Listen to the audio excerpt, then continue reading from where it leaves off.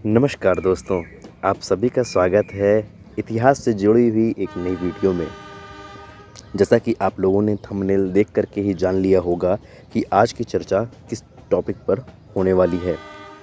आप सभी को पता है कि मैलानी से पीलीभीत के बीच जो मीटर गेज ट्रेनें चलती थीं, उनको बंद करके उनका अमान परिवर्तन करके ब्रॉड गेज लाइन बिछाने का कार्य जारी है।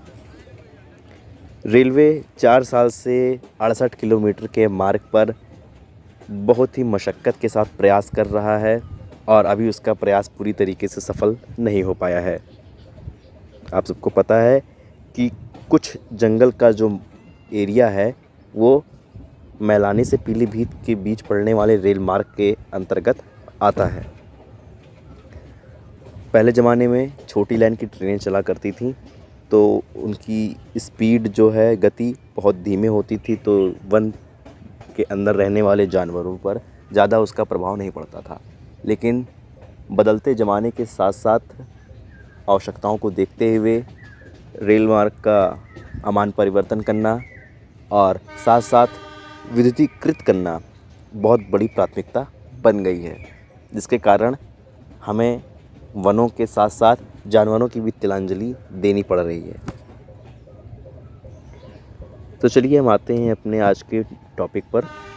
बात यहाँ पर हो रही है कि रेलवे जिस तरीके से इस रेल प्रखंड पर कार्य कर रहा है वह बहुत ही लापरवाही भरा है। 31 मई 2018 को ट्रेन संख्या 52208 जो कि मैलानी से चलकर पीलीभीत को जाती थी, आखिरी ट्रेन थी वह। तब से आज तक लगभग 4 साल पूरे होने को हो चुके हैं और 4.5 साल लग चुका है। ट्रेन का काम वहाँ पर बंद है, संसाधन पूरी तरीके से ठप हैं, लोगों को समस्याओं का सामना करना पड़ रहा है। 68 किलोमीटर के मार्ग में इतनी कठिनाइयाँ हैं, शायद मैंने पहले कहीं और देखा हो। बहराइच से गोंडा का भी कार्य हुआ, लेकिन बहुत अच्छे तरीके से हुआ। अब अमान परिवर्तन करके एक तरीके से रेलवे ब्रांच लाइनों को पूरी तरीके से काट दे रहा है, क्योंकि जिस मार्ग पर पहले 16 से 18 जोड़ी ट्रेनें चला करती थी, अब उस मार्ग पर सिर्फ 3 जोड़ी ट्रेनें ही रह गई हैं।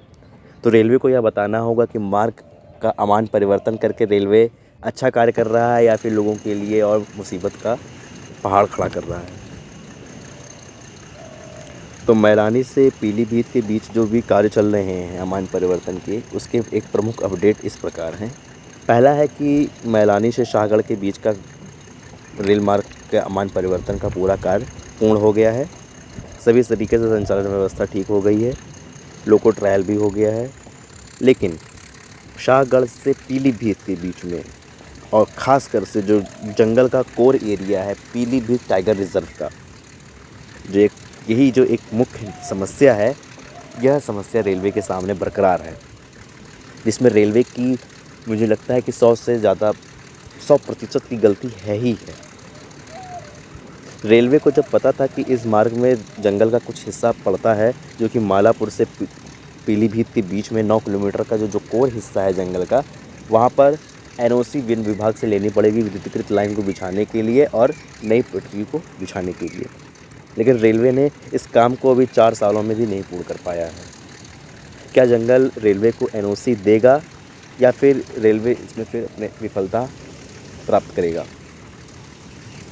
रेलवे को अगर एनओसी की बात पता थी तो रेलवे को मार्ग परिवर्तित करने से पहले ही सब कार्य पहले पूर्ण कर लेना चाहिए था। जितने भी कागजात के कार्यक्रम होते हैं, कागज़ संबंधी कार्यक्रम होते हैं, हम सभी जानते हैं कि यह सरकारी काम है और सरकारी काम जब एक बार शुरू होता है तो उसमें सालों साल लग जाते हैं, कई पीढ़ियाँ गुजर जाती हैं।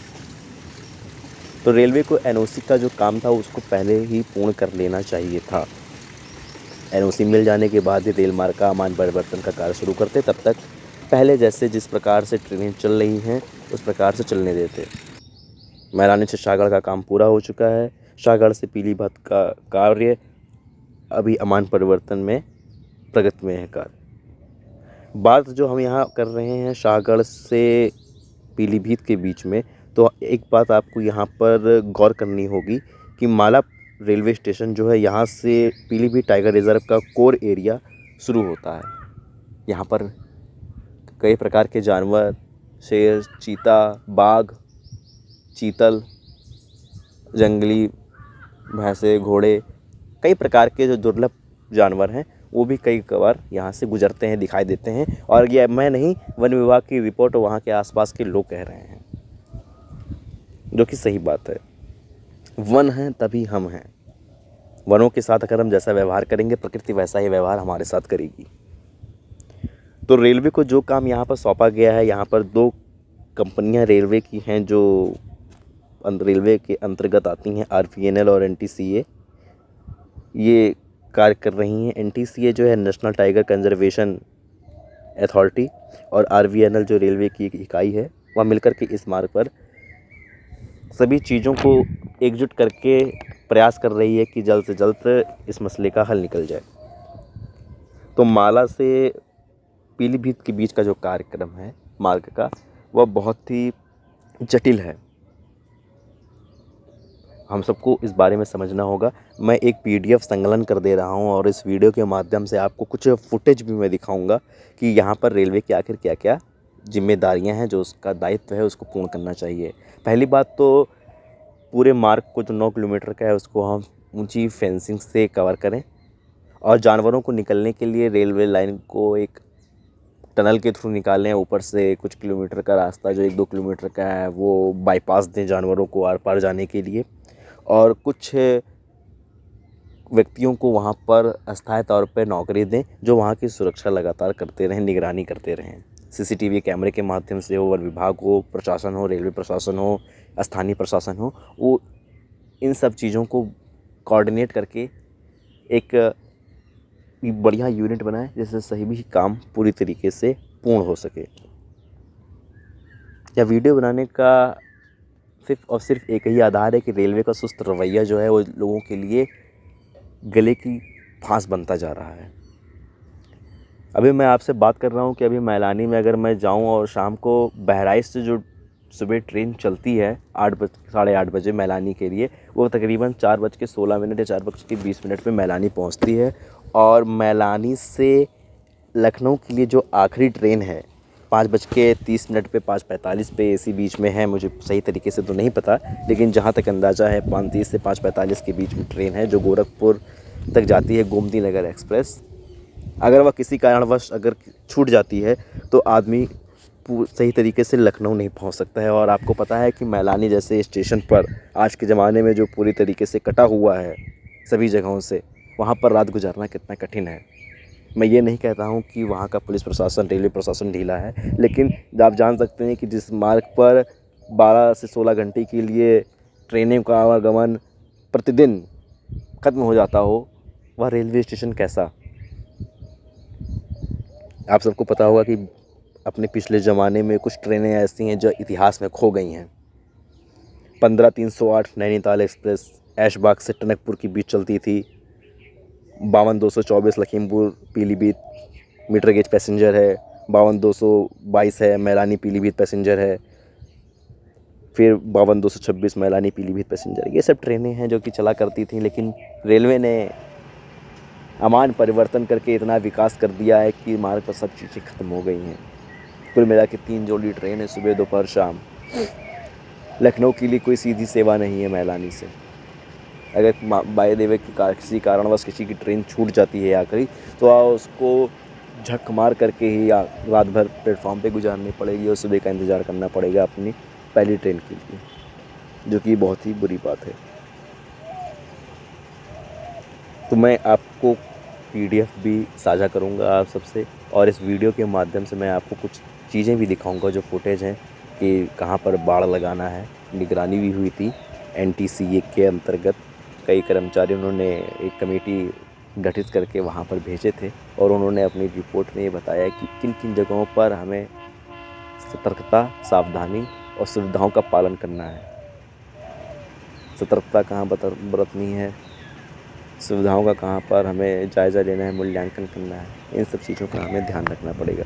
और आपको मैं बताऊं कि कासगंज, बरेली, पीलीभीत, मैलानी, ऐशबाग, नानपारा, बहराइच, जहाँ तक कि गोंडा, ये जो एक मार्ग के रास्ते हैं, अपने ज़माने में मीटर गेज के एक ऐतिहासिक मार्ग थे, लेकिन रेलवे धीरे धीरे इन मार्गों को ख़त्म कर रहा है। अभी बहराइच से नानपारा नेपालगंज का भी अमान परिवर्तन का आदेश हो गया है। पिंक बुक में नॉर्थ ईस्टर्न रेलवे की नोटिस आ गई है। देखिए धीरे धीरे इस मार्ग को भी ख़त्म कर दिया जाएगा और एक जोड़ी पैसेंजर ट्रेन चला करके लोगों को इतनी राहत दी जाएगी कि क्या बताया जाए। रेलवे को मार्ग परिवर्तित अगर करना है, अमान परिवर्तन करना है, सब कुछ करना है, तो रेलवे को लोगों की सुविधाओं के बारे में सोचना होगा। हर चीज़ की पैसे की वृद्धि पे नहीं निर्भर होता है। जिस प्रकार से हम सुविधाएं देंगे उसी प्रकार से हमको उसका लाभ मिलेगा। बांकेगंज मैलानी इलेक्ट्रिफिकेशन का एनओसी भी बहुत मुश्किल से मिल पाया है, क्योंकि वहाँ पे कुछ एरिए जंगल के आते हैं। और मुझे उम्मीद है कि मैलानी से पीलीभीत के अमान परिवर्तन के कार्य पूर्ण हो जाने पर रेलवे ऐशबाग से टनकपुर के बीच नैनीताल एक्सप्रेस को उसके उसी वजूद में पुनः संचालित करेगा। मुझे उम्मीद है, आशा है कि आप सभी को ये वीडियो अच्छी लगी होगी। इसमें कुछ क्लिप्स साझा की जाएंगी अच्छा बनाने के लिए, और अगर कोई छोटी त्रुटि हुई हो, कोई भी किसी प्रकार की त्रुटि हुई हो, तो कमेंट में ज़रूर बताएं।